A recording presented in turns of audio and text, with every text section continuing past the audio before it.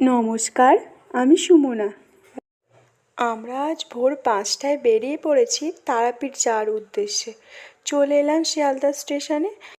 আজ যাব মা তারা এক্সপ্রেসে। ট্রেনটা আমাদের ছিল 7:20-তে। সময় মতোই পৌঁছে গিয়েছিলাম স্টেশনে। জানেন, আমার যাওয়ার কথা ছিলই না, কিন্তু মা তারা ডেকেছে, যেতে তো হবেই। প্রকৃতিকে উপভোগ করতে করতেই চলে যাচ্ছি মায়ের কাছে। ট্রেনের মধ্যে মাঝে একটু টিফিন ব্রেক ছিল, মানে বাড়ি থেকে সবাই করে এনেছিলাম লুচি তরকারি।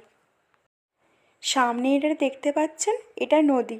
বর্ষাকালে এই নদীর জল পুরো পরিপূর্ণ থাকে। এখন শীতকাল চলছে তো, তাই জলটা একটু কম।